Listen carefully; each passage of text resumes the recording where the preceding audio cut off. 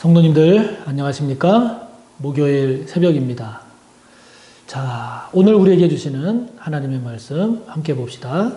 오늘은 요한복음 7장 14절에서 24절의 말씀입니다.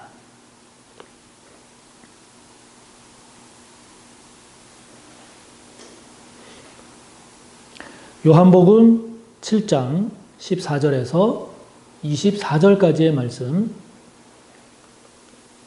봉독하겠습니다.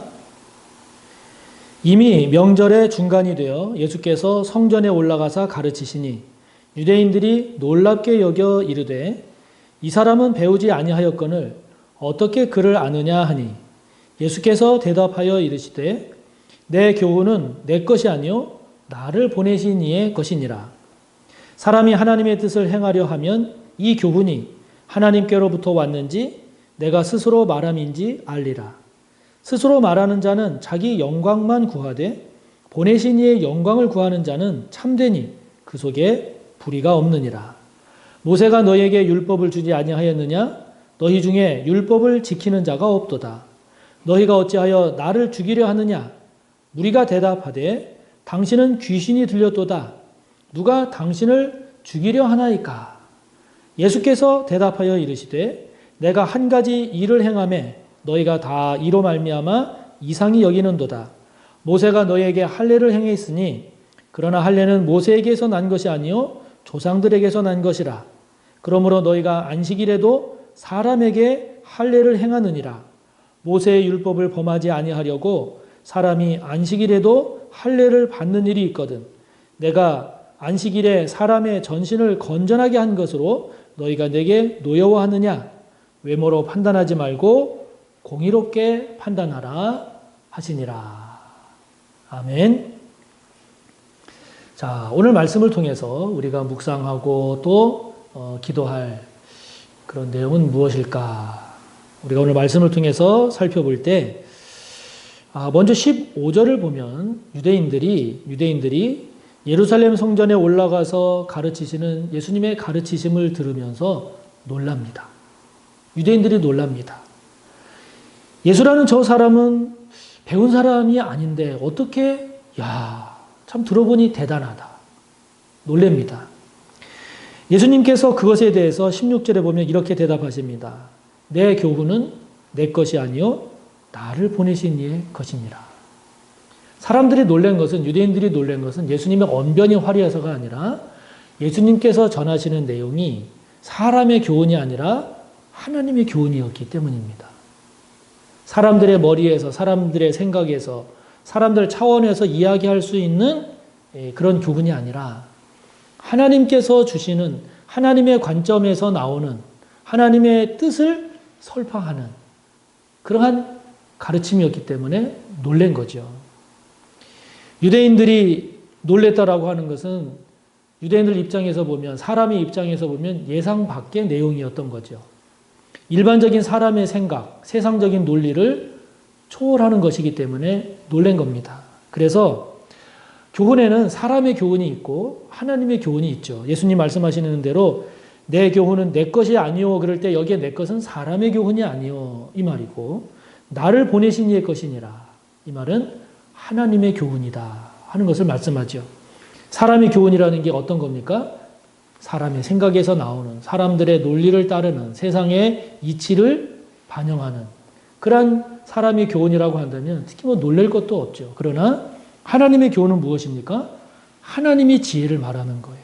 하나님의 뜻을 말하는 겁니다. 하나님의 섭리를 밝히는 겁니다. 하나님의 목적에 따른 가르침이기 때문에 이것은 들으면 놀랄 수밖에 없는 것이죠. 그러므로 여러분, 우리가 말씀을 묵상해야 되는 이유가 무엇인가요? 말씀 묵상이 중요한 이유가 무엇입니까? 이 말씀에는 하나님의 마음이 들어있거든요. 이 말씀에는 하나님의 뜻이 들어있거든요. 이 말씀에는 하나님의 언약, 약속이 들어있고 이 말씀에는 하나님의 목적이 들어있습니다. 하나님께서 원하시는 바람이 들어있죠. 그러니까 그런 것들을 하나하나 깨닫게 되면 우리도 놀랄 수밖에 없는 거예요. 이게 하나님의 뜻이었구나. 이것이 하나님께서 원하시는 거구나. 이것이 하나님께서 갖고 계신 계획이구나. 여러분, 그거를 깨달을 때마다, 여러분 말씀 보면서 그걸 깨달을 때마다 우리도 놀래잖아요. 그러한 하나님의 교훈을 우리가 놓치지 않고 하나하나 우리의 것으로 삼을 때 우리의 영도 복되고 우리의 삶도 복된 거죠. 그러나 우리가 사람의 교훈에만 갇혀서 산다면 여러분 거기에는 한계가 있고 하나님께 제대로 나아갈 수가 없지 않겠습니까? 그러므로 다시 한번 우리의 신앙을 돌아보면서 내가 말씀 묵상을 잘하고 있는가? 내가 말씀을 묵상하기 위해서 힘쓰고 있는가? 말씀 묵상이 얼마나 중요하고 얼마나 귀한 것인지를 다시 한번 저와 여러분이 다시 한번 잘 깨달아서 그래서 말씀을 묵상하면서 이게 하나님의 뜻이구나. 이게 하나님께서 원하시는 거구나.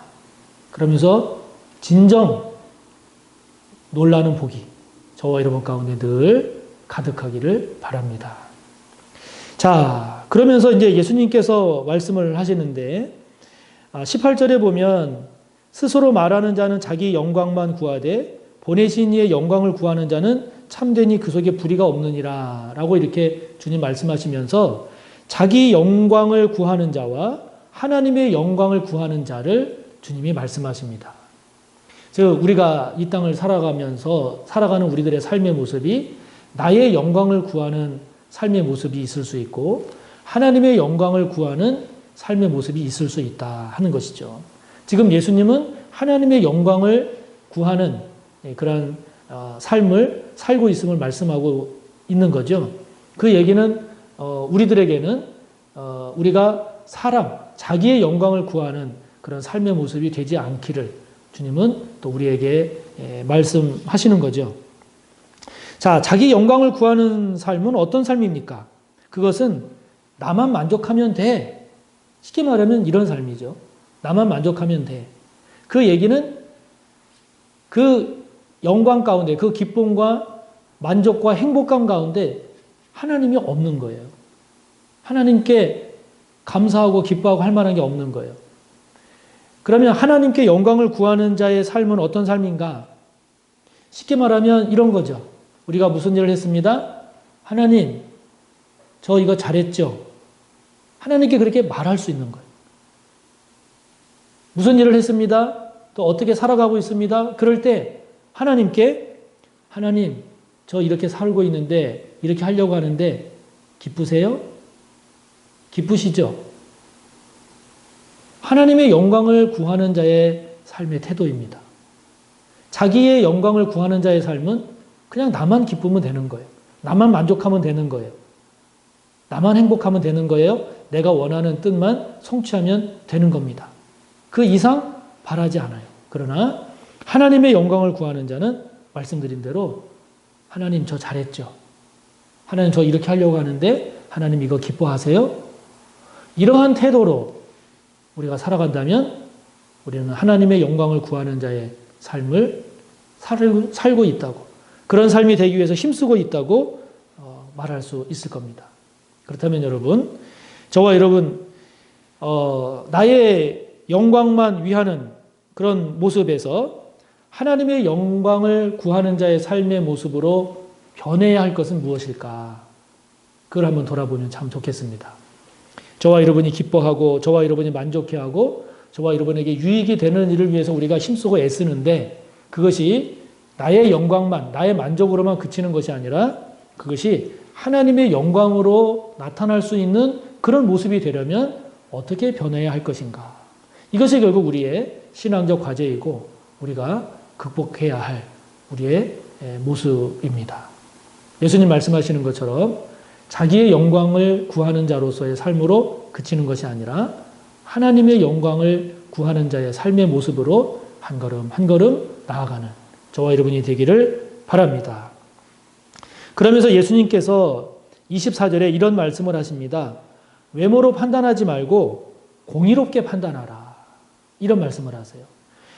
여기 외모로 판단한다라는 말은 이제 그 문맥을 통해서 볼 때 외모로 판단한다라는 말은 사람이 정한 단순한 규정에 맞춰서 살지 말아라. 이런 말입니다. 외모로 판단하지 말아라. 이 말은 선입견을 가지고 판단하지 말아라.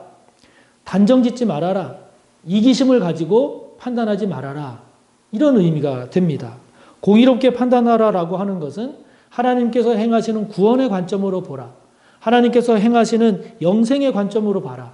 하나님의 관점으로 보라.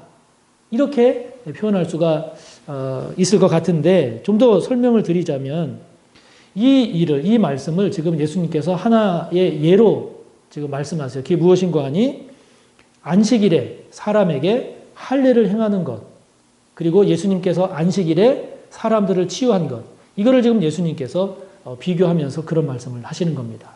유대인들은 안식일에 할 것과 하지 말 것을 수십 개 사례로 규정을 지어놨거든요. 그래서 이런 일을 하면은 안식일을 어기는 것이고 이런 일은 안식일에 해도 괜찮은 것이고를 다 정해놨단 말이에요. 그 중에 하나가 안식일에도 사람에게 할례를 행하는 것은 할 수 있게 했어요. 이런 경우는 어떤 경우인가 하니 안식일에 태어난 사람인 경우에는 8일째 할례를 받게 되어 있으니까 8일째 되는 날이 안식일이란 말이에요.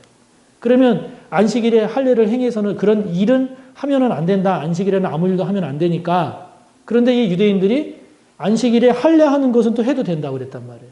그거는 그 할례 받는 사람을 온전한 유대인이 되게 하는 것이기 때문에 그는 안식일에 해도 된다. 이렇게 했단 말이에요.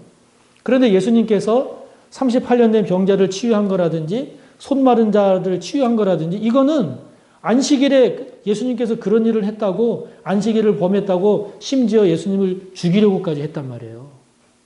그러면 여러분 사람을 온전하게 하는 게 안식일에 할례 행하는 것이 사람을 더 온전하게 하는 겁니까? 아니면 38년 된 병자가 치유되고 손 마른 자의 손이 치유되는 것이 더 온전하게 되는 겁니까?